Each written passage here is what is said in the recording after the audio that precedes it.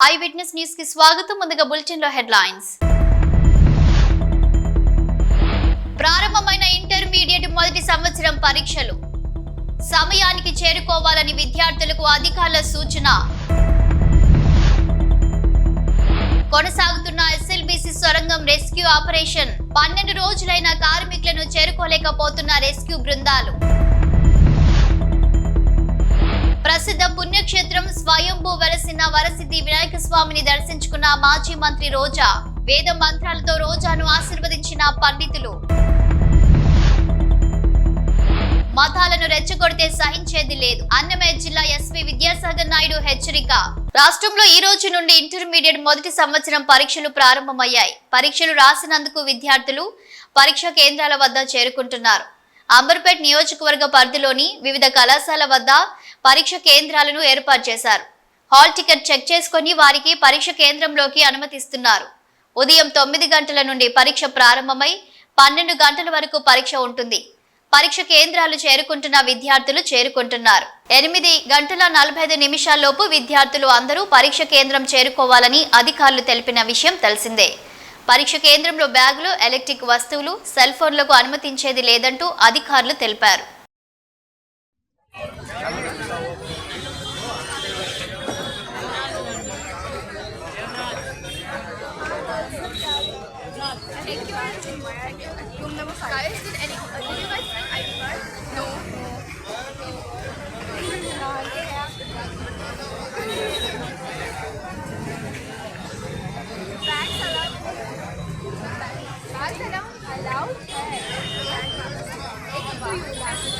Mobile घड़ी parents दो क्या हुआ वाच ఉండే वाच చెక్ చేసేండి वाच निकाल दो वाच बैग जमा कर दे. वो बैग नहीं जमा होता मैडम, खाली साइड में रखते कौन जिम्मेवारी लेता. मोबाइल घड़ी पैड साइड में दो. एक आदमी आगे बढ़ो, गोल टिकट लेके ठहरो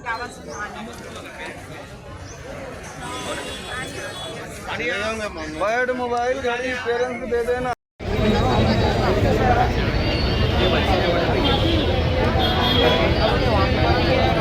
हो सकता है यहाँ पे आगे भी एक 80 का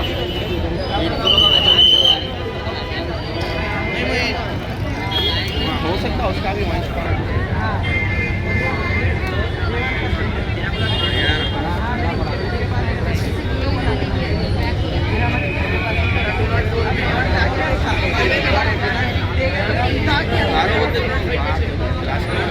చిత్తూరు జిల్లాలోని కాణిపాకం ప్రసిద్ధ పుణ్యక్షేత్రం స్వయంభూ వెలసిన వరసిద్ధి వినాయక స్వామిని ప్రత్యేక పూజలు నిర్వహించి స్వామివారిని దర్శించుకున్నారు మాజీ మంత్రి రోజా.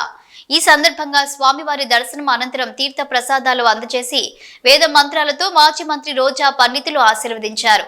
ఈ సందర్భంగా మాజీ Kanipaka chairman Mohan Reddy, PACS ex president Tirumal Reddy, Srihari Reddy, Nagari rural ex convener Hari తదితరులు పాల్గొన్నారు.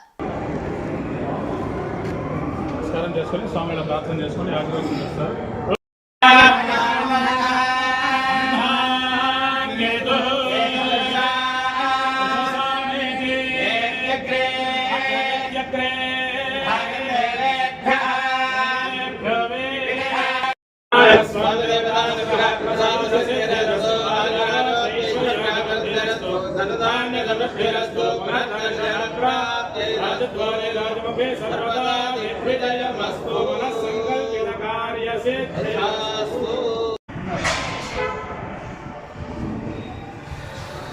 తెలంగాణలోని శ్రీశైలం ఎడమ ఒడ్డు కాలువ ఎస్ఎల్బీసీ సొరంగం వద్ద రెస్క్యూ ఆపరేషన్ 12వ రోజుకు చేరుకుంది. పరిస్థితి ఇంకా క్లిష్టంగానే ఉందని మరియు చిక్కుకున్న కార్మికులను చేరుకోవడానికి రెస్క్యూ బృందాలు తీవ్ర అడ్డంకులను ఎదుర్కొంటున్నాయి. ఆపరేషన్ లో పురోగతి సాధించడానికి అధికారులు అందుబాటులో ఉన్న అన్ని వనరులు మరియు నైపుణ్యాన్ని ఉపయోగిస్తున్నారు.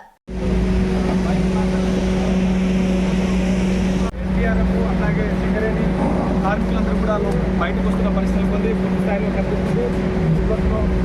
బ్యాంకుకి సంబంధించి మరికొద్దిసేపట్లో మరొక టీం వెంటనే లోపలికి వెళ్లేందుకు సిద్ధమవుతున్న పరిస్థితులు పొంది ఇటు ఎన్డీఆర్ఎఫ్.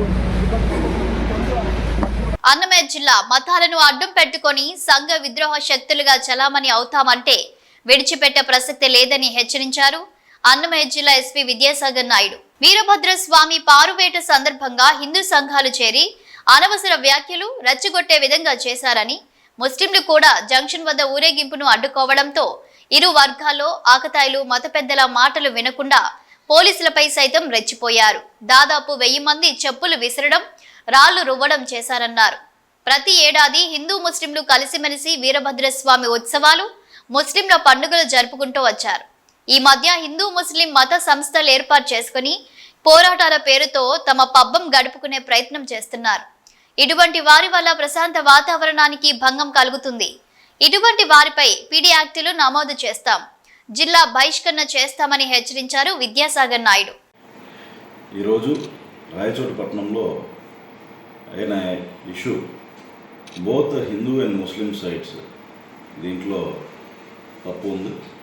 ముఖ్యంగా చూసుకుంటే పార్వేటు ఉత్సవం ఊరేగింపు అనేది దేవాదాయ శాఖ వాళ్ళు ఎంతో ప్రశాంతంగా కండక్ట్ చేస్తూ పోతుండగా కొంతమంది హిందూ సంఘాల పేరుతో దాంట్లో చేరటం, కొన్ని అనవసరమైన వ్యాఖ్యలు చేసి రెచ్చగొట్టే విధంగా వాళ్ళ బిహేవియర్, హావభావాలు ఉండటం, అదేవిధంగా ముస్లింల వైపు కూడా కొంతమంది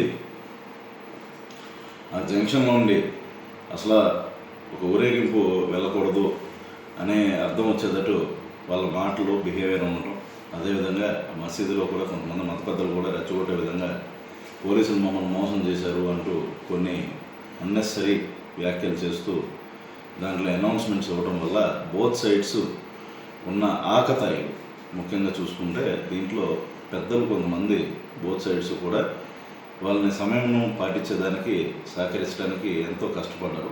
అయితే కొంతమంది ఆకతాయిలు చివరికి మత పెద్దల మాట కూడా వినకుండా దీంట్లో వాళ్ళని పక్కన ఉన్న వాళ్ళని రెచ్చగొడుతూ పోలీసుల మీద రాళ్ల దాడి, అదేవిధంగా కొంతమంది ఉన్నతాధికారుల మీద చెప్పులు విసిరే పరిస్థితి కూడా వాళ్ళు తేవడం జరిగింది. తద్వారా ముస్లిం సైడ్ దాదాపు ఒక 1000 మంది వరకు ఇటువంటి ప్రోత్సాహం వల్ల గుమిగూడి ఈ చర్యలకు పాల్పడ్డారు. అంతేకాకుండా హిందూ ఊరేగింపులో కూడా కొంతమంది చేరి ఆకతాయిలు ముస్లిం కవించే విధంగా చేయడం వల్ల ఈ గొడవలు అనేవి ఈ రోజున ఈ విధంగా జరిగినాయి. అయితే దీంట్లో బోత్ సైడ్స్ మీద కూడా చట్టపరంగా కఠినమైన చర్యలు ఉంటాయి. మేము ఎందుకంటే డ్రోన్స్ అనేవి దీంట్లో వాడటం జరిగింది. డ్రోన్ ఫుటేజ్లో ప్రతి ఒక్కరి మొహాలు చాలా క్లియర్గా ఉంటాయి కాబట్టి టైం తీసుకున్నా కూడా కంపల్సరీ అందరినీ ఐడెంటిఫై చేస్తాం. అయితే దీంట్లో భాగంగా పోలీసుల మీద రాళ్ళు రువ్వడము, అంతేకాకుండా చెప్పులు ఇటువంటి విసరడంతో అక్కడ పరిస్థితి అదుపు చేసేందుకు కానీ స్వల్పమైన లాఠీచార్జ్ చేయడం జరిగింది. ఆ స్వల్ప లాఠీచార్జ్లో మా వాళ్ళకు కూడా కొన్న మైనర్ గాయాలైనవి, అదేవిధంగా లాఠీచార్జ్లో కూడా కొంతమంది మైనర్ గాయాలైనట్టు గుర్తించాం. అయితే వీళ్ళందరినీ కూడా అదుపులోకి తీసుకుని ప్రశ్నిస్తున్నాం. ఎవరెవరైతే దీంట్లో భాగస్తులు ఉన్నారో, ఎవరైతే రెచ్చగొట్టారో వాళ్ళందరూ వీడియోలు కూడా మా దగ్గర ఉన్నాయి. కంపల్సరీ వాళ్ళ మీద చట్టపరంగా కఠినమైన చర్యలు తీసుకుంటాం. ఈ ఇన్సిడెంట్కి సంబంధించి ఎవరైనా కూడా పుకార్లు రేపినట్టయితే వాళ్ళ మీద కఠినమైన చర్యలు తీసుకోవడం జరుగుతుంది. ఒకటే విజ్ఞప్తి చేస్తున్నానండి, ప్రతి సంవత్సరము అనాది కాలంగా రాయచోటి పట్టణంలో ఒక మంచి సంస్కృతి అంటే వీరభద్రస్వామి ఉత్సవం అనేది వెళ్ళేటప్పుడు ముస్లింలు ఎంతో సాధారణంగా దాన్ని ఆహ్వానించి జరిపించడం జరుగుతుంది ఆ ఏరియాస్లో. అంతేకాకుండా హిందువులు కూడా ముస్లిమ్స్ యొక్క పండుగలు ఈ టైంలో ఎంతో సహృద్భావమైన వాతావరణంతో ఇక్కడ మెలగటం జరుగుతుంది. అయితే ఈ మధ్యకాలంలో కొంతమంది హిందూ సంస్థల ముసుగుల్లోనూ, అదేవిధంగా ముస్లింల తరపున పోరాటం చేస్తున్నాం అంటూ వాళ్ళని మభ్యపెట్టి కొంతమంది వారి పబ్బం గడుపుకునే ఉద్దేశంతో రెచ్చగొట్టడం బోత్ సైడ్స్ జరుగుతుందండి. వీరి ఆగడాల వల్ల ఇటువంటి మంచి వాతావరణం చెడిపోయి బయటికి కంపల్సరీగా ఒకరికొకరు కొన్ని సిచ్యువేషన్స్లో ఎదురుపడితే గొడవలు అయ్యే పరిస్థితిని ఈరోజు కల్పిస్తున్నారు. కాబట్టి ఇటువంటి వారిని అందరినీ ఐడెంటిఫై చేసి ఇక్కడ నుండి ఎటువంటి పొరపాటున కవింపు చర్యలకు పాల్పడ్డా ఎలాంటి సందర్భంలో అయినా కఠినమైన చర్యలు వీరి మీద తీసుకుంటాం. అవసరమైతే జిల్లా బహిష్కరణ చేస్తాము, పీడీ యాక్ట్ కూడా వీళ్ళ మీద ప్రయోగించడం జరుగుతుంది. మితమైన అంశాలు సోషల్ మీడియాల ద్వారా రెచ్చగొట్టే విధంగా చేసేవారు. రెచ్చగొట్టే వ్యాఖ్యలు ఎవరు చేసినా కూడా వాళ్ళని ఇమీడియట్గా అరెస్ట్ చేసి చట్టపరంగా తీవ్రమైన చర్యలు తీసుకుంటాం. ఉత్తరాంధ్ర టీచర్స్ ఎమ్మెల్సీగా విజయం సాధించిన గాదె శ్రీనివాసులు నాయుడు ముఖ్యమంత్రి చంద్రబాబు నాయుడును కలిశారు. ఉండవల్లి నివాసంలో సీఎంను మర్యాదపూర్వకంగా కలిశారు. తన విజయానికి అన్ని విధాలా సహకరించినందుకు సీఎంకు కూటమికి శ్రీనివాసులు ధన్యవాదాలు తెలిపారు. ఈ సందర్భంగా శ్రీనివాసులను సీఎం అభినందించారు. ఉపాధ్యాయుల సమస్యలను పరిష్కరించడంతో పాటు వారిని అన్ని వేళలా గౌరవిస్తామని ముఖ్యమంత్రి అన్నారు.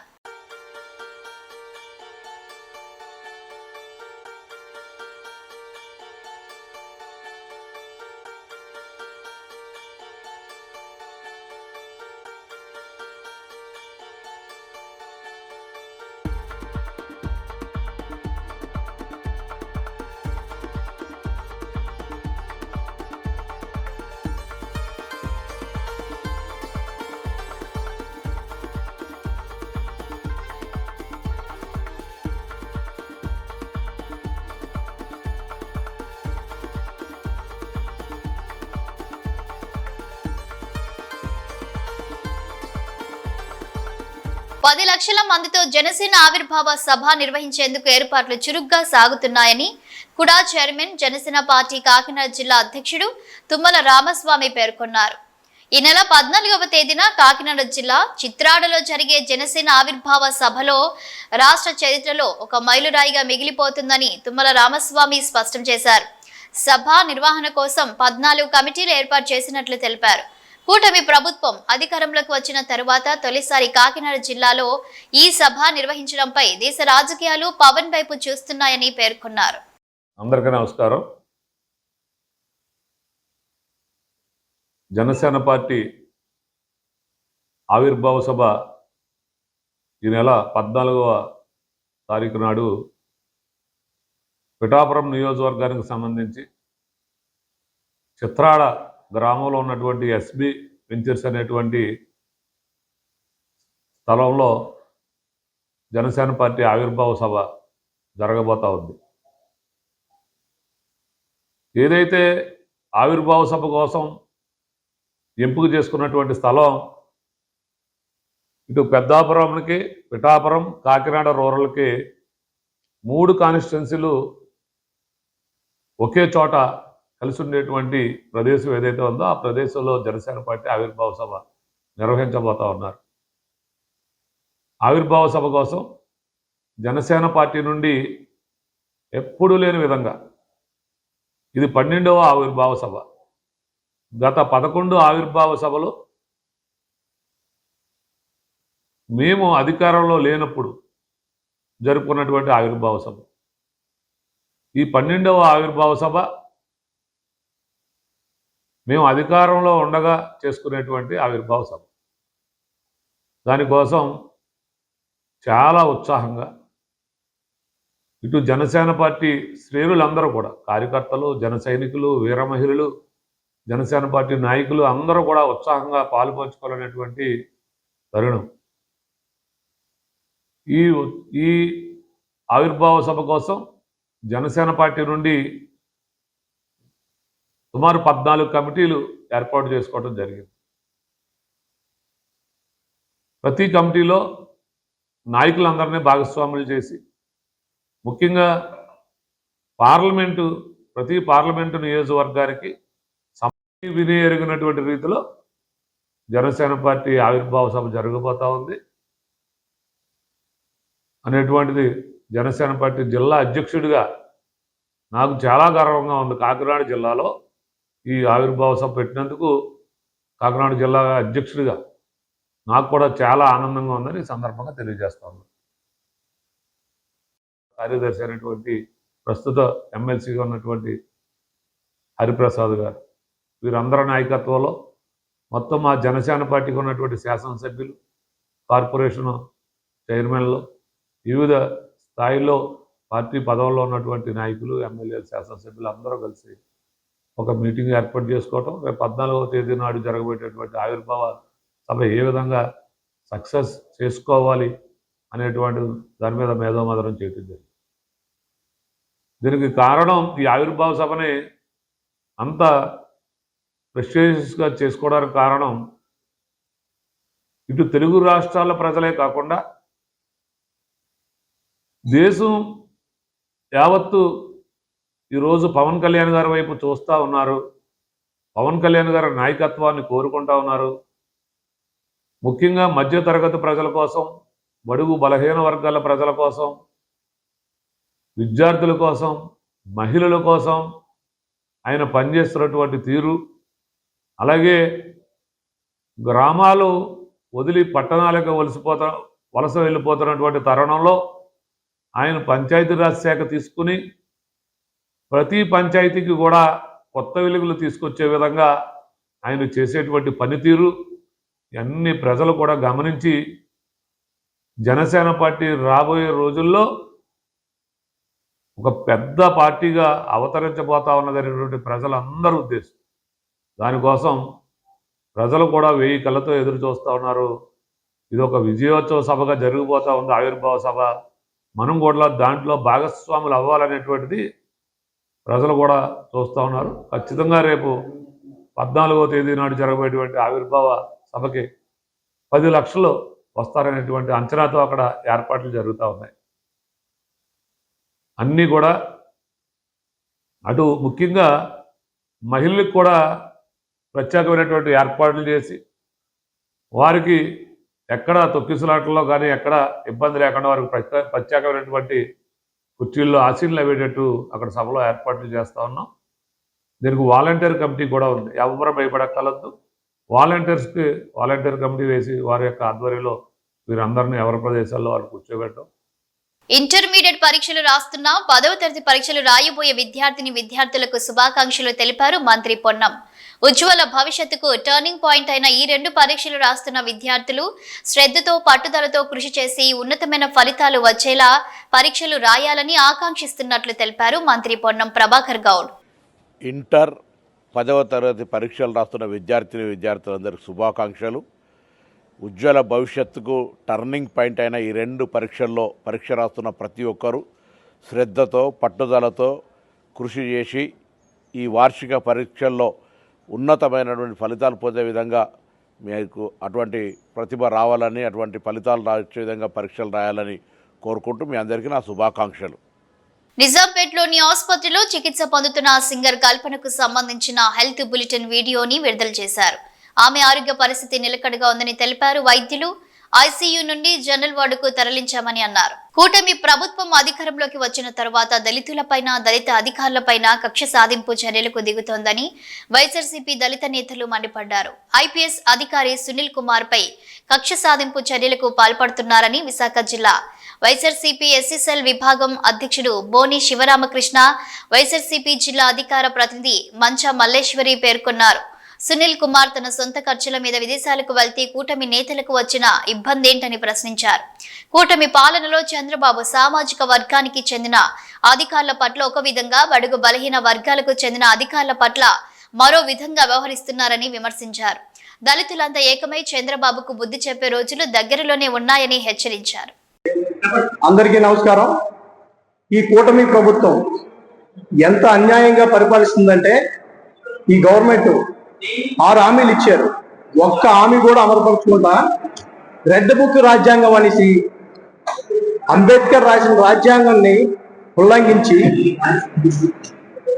గత ముఖ్యమంత్రి వైఎస్ జగన్మోహన్ రెడ్డి, మాజీ మంత్రి, గ్రామ వాలంటరీ అని, గ్రామ సచివాలయం అని నేరుగా ప్రజలకి నవరత్నాలు, ప్రజల కోసమే నేను ప్రజానాయకుడిని, నేను ప్రథమ పౌరుణ్ణి, నేను సీఎం కాదు పెద్ద కూలి వాడిని అనేసి నేరుగా ప్రజల దగ్గరికే ప్రతి ఒక్క పథకం, అమ్మఒడి కానీ, విద్యా, ఎవ్రీథింగ్ మొత్తం జగన్మోహన్ రెడ్డి నేనే ప్రజలకు సేవ చేస్తున్నాననే ఒక ప్రజల్లో మంచి భావం ఉంది. ఈరోజు 6 హామీలు ఇచ్చి ఒక్క హామీ కూడా, నా ఆడపడుచులని బస్సు ఫ్రీ అన్నాడు, 3 సిలిండర్లు అన్నారు, ఒక్క సిలిండర్ కూడా ఇంతవరకు ఇవ్వలేదు. అలాగే రెడ్ బుక్ రాజ్యాంగం వద్ద కూటమి ప్రభుత్వం పవన్ కళ్యాణ్ మాట్లాడతారు, మేము కట్టే ట్యాక్స్లు మీ రాజారెడ్డిదా మీద అని పవన్ కళ్యాణ్ మాట ఎంత తప్పు. అలాగే నేను ఒక దళిత బిడ్డగా నేను నేరుగా అడుగుతున్నాను కూటమి ప్రభుత్వాన్ని, లోకేష్ని కానీ, పవన్ కళ్యాణ్ కానీ, నారా చంద్రబాబు నాయుడు కానీ, అయ్యా మా ఎస్సీలుగా పుట్టడం మేము తప్పు చేసామా? అంబేద్కర్ రాజ్యాంగం రాశారు. సునీల్ కుమార్ ఐపీఎస్ ఆయన ఎందుకు మీరు ఎంత ఇబ్బంది పెడుతున్నారు? ఈ రోజుల్లో మీకు ఒకటే నేను రిక్వెస్ట్ చేసి అడుగుతున్నా, నారా చంద్రబాబు నాయుడు గారు, లోకేష్కి చెప్పండి, రెడ్ బుక్ రాజ్యాంగం ఉంటుంది కదా, త్వరలో మేము ఆంధ్రప్రదేశ్లో మేము ఉండే 35% మేము అందరూ రోడ్డు ఎక్కుతాం. ఆషామాసిగా ఉండదు, మేము ధర్నాలు చేస్తాం.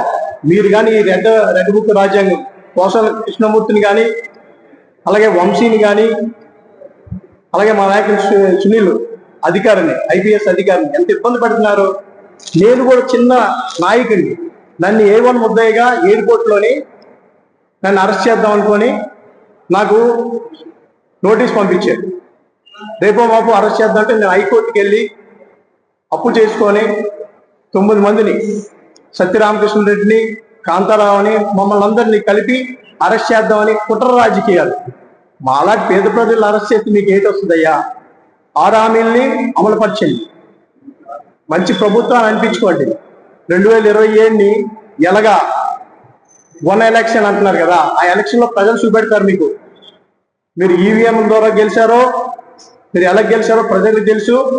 మీరు గెలిచి పరిపాలిస్తున్నారు కదా, మీరు అవుట్ ఆఫ్ కంట్రీ వెళ్ళి ఏదో తీసుకొస్తున్నా అన్నారు, ఏ ఒక్కటి కూడా తీసుకురాలేదు. అలాగే మా నాయకురాలు మాట్లాడతారు. అందరికీ నమస్కారం. నా పేరు డాక్టర్ మంచా నాగమల్లేశ్వరి, వైఎస్ఆర్సీపీ పార్టీ విశాఖ జిల్లా అధికార ప్రతినిధి. అదేవిధంగా నాతో పాటు బోనే శివరామకృష్ణ గారు, విశాఖ జిల్లా ఎస్సీ ప్రెసిడెంట్, ఇప్పటి వరకు మాట్లాడారు.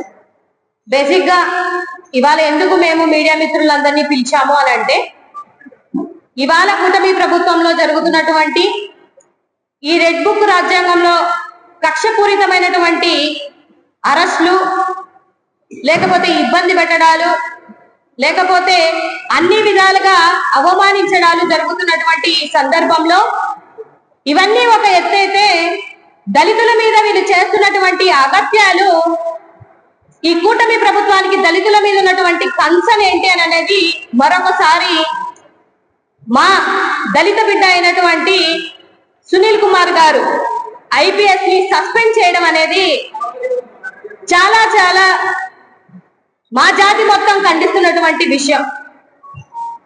ఒక ఐపీఎస్ ఆఫీసర్ ని ఏ విధంగా సస్పెండ్ చేయాలి, దానికి ముందు మెమో ఇవ్వాలా లేదా, మెమో ఇచ్చిన తర్వాత ఎంక్వైరీ చేయాలా లేదా, ఎంక్వైరీకి ఒక కమిటీని వెయ్యాలా లేదా, ఇవన్నీ ఆలోచించకుండా మీ కక్షపూరితమైనటువంటి రాజకీయం కోసం ఒక సిన్సియర్ దళిత ఆఫీసర్ మీద మీరు చేస్తున్నటువంటి కుట్ర మీ కూటమి ప్రభుత్వానికే చెంపదెబ్బగా త్వరలో మీరు దీని యొక్క పర్యవసానం ఏంటి అని అనేది గమనిస్తారు. దళితుడు ఏ రోజు ఫ్లైట్ లో వెళ్ళకూడదా? దళితుడు ఫ్లైట్ లో తిరగకూడదా? లేకపోతే దళితుల పిల్లలు అమెరికా వెళ్ళి చదువుకోకూడదా? లేకపోతే వాళ్ళ పిల్లల్ని చూడడానికి దళితులు వెళ్ళకూడదా? నిజంగా మీకు ఐపీఎస్ల మీద ఎంక్వైరీ పెట్టి వాళ్ళ సొంత డబ్బులు పెట్టుకొని వాళ్ళు విదేశాలకు వెళ్తే మీకు వచ్చిన ప్రాబ్లం ఏంటనేది బులెటిన్ ముగించే ముందు హెడ్లైన్స్ మరోసారి. ప్రారంభమైన ఇంటర్మీడియట్ మొదటి సంవత్సరం పరీక్షలు సమయానికి చేరుకోవాలని విద్యార్థులకు అధికారుల సూచన. కొనసాగుతున్న ఎస్ఎల్బీసీ సొరంగం రెస్క్యూ ఆపరేషన్. 12 రోజులైన కార్మికులను చేరుకోలేకపోతున్న రెస్క్యూ బృందాలు. ప్రసిద్ధ పుణ్యక్షేత్రం స్వయంభూ వెలసిన వరసిద్ధి వినాయక స్వామిని దర్శించుకున్న మాజీ మంత్రి రోజా. వేద మంత్రాలతో రోజాను ఆశీర్వదించిన పండితులు. మతాలను రెచ్చగొడితే సహించేది లేదు, అన్నమయ్య జిల్లా ఎస్వి విద్యాసాగర్ నాయుడు హెచ్చరిక. ఇవి bulletin updates. Keep watching news.